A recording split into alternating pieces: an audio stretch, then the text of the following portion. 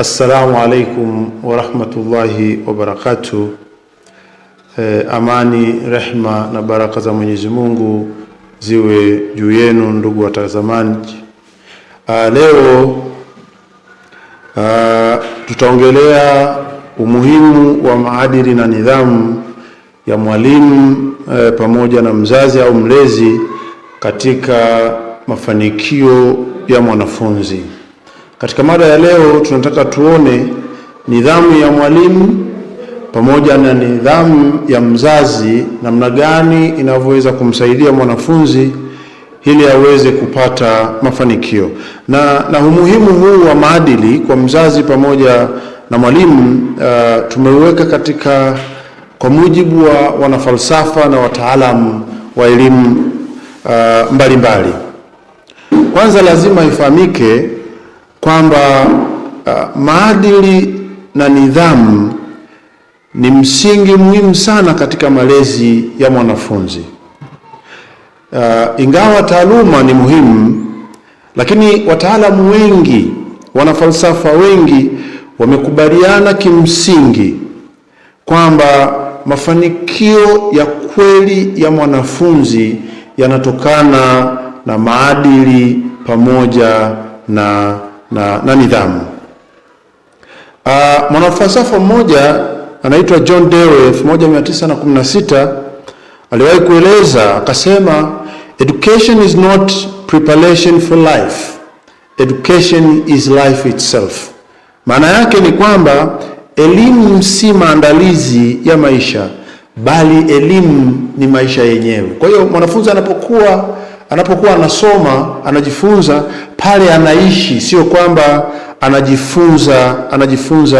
anajifunza maisha. Hivyo wale wanaoishi naye, yani akiwa shuleni, mwalimu anayeishi naye lazima awe na maadili mazuri, awe na nidhamu, na kule nyumbani anakorudi lazima mzazi awe na maadili pia na nidhamu. Maana yake anaishi maisha yale, anajifunza maisha yale, na hata akiwa mtu mkubwa ataishi maisha hayo.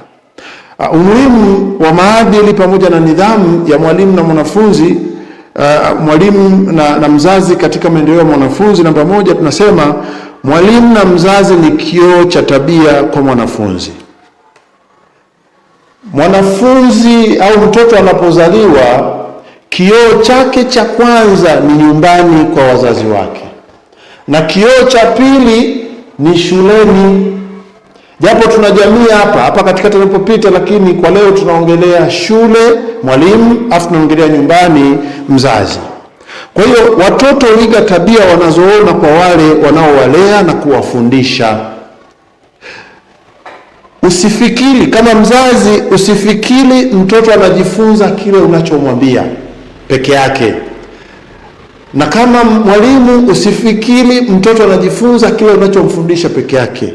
Kwa hakika unachosema mtoto anajifunza kidogo sana, ila unachotenda anajifunza zaidi kwa kukuona. Ndio maana tunasema watoto huiga tabia wanazoona kwa wale wanaowalea na kuwafundisha. Mwanasaikolojia mmoja wa elimu anaitwa Albert Bandura mwaka 1977 katika nadharia ya social learning theory aliwahi kusema, most human behavior is learned through observation and modeling. Hii inamaanisha kuwa watu wengi hujifunza tabia kwa kuona na kuiga.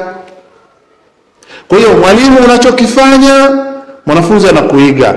Mzazi unachokifanya, mwanao anakuiga. Lakini mfano halisi, ikiwa mwalimu ana tabia ya kuchelewa darasani, kusema uongo, kutotimiza majukumu yake, wanafunzi wataanza kuona kuwa tabia hizo ni za kawaida.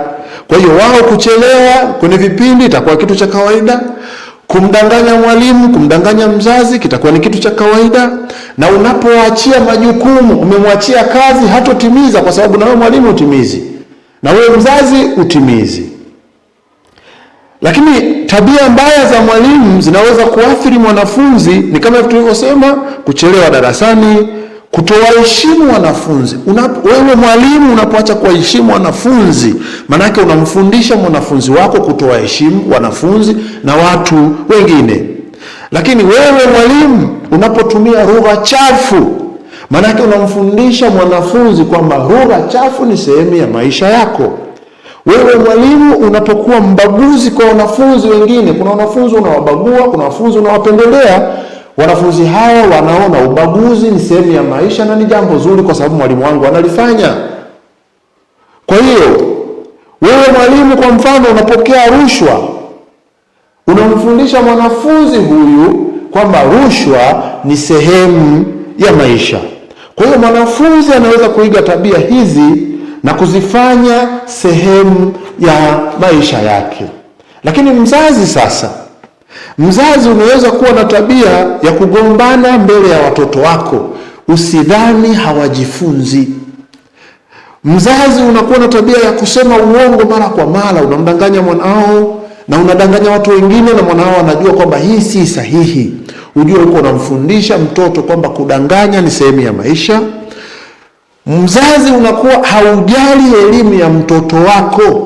Anatoka shule, uangalie homework, waulizi walimu waendelee mtoto wako, na mtoto naye anazidi kuona hii elimu haina maana.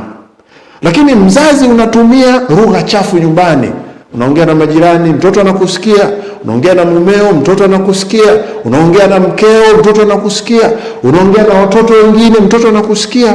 Naye anajifunza kwamba hizi ni tabia za kawaida. Matokeo yake mtoto huona tabia hizi za mzazi, za mwalimu ni tabia za sehemu ya maisha yake na ni tabia nzuri. Madhara yake ni nini? Kwa haya ambayo wazazi wanafanya mbele ya watoto pamoja na walimu, mtoto anapoteza heshima kwa walimu na wazazi.